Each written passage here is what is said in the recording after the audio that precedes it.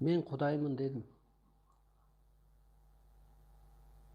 Kıtay El Respublikası Kırgızstan'dan karızım doğulap trivojit etkende, aylasın getirgende.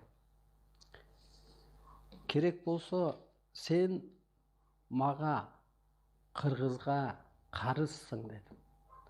Karızыңды keç. Keçpesең, men тынчыңды алып коем. Virüs жөнөтөм, koyun жөнөтөm, bulut жөнөтөm. Бұл 19-жылда май-июнь айлары эле. Солтон Сарыга да Кыргыз менен ошо Кытай ишкерлери жанагы кен боюнча талашып тартышканда. Кудай ушул жерде турупчу, Кытайды эгер каршысынан кечпесе мен талкалап коем.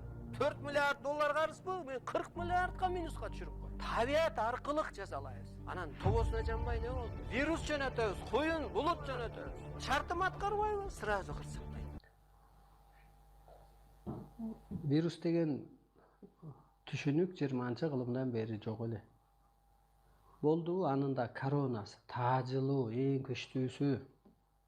Ана мен ошондон айтканда, мен эч жерден вирусту, коюнду, булутту чыгарган жокмун. Анткени Кудай алдына келип, алар багыт алган жок, бата алган жок. Мына кайра эле ошол чыгарган жокмун, анткени мага көйүнсөнөн чыгарам да мен аларды. Bulutlu virüsü oldu, gelişinde geldi işte. Buna bugün gayrı ошол жазылып, бolu берет бул нерсе.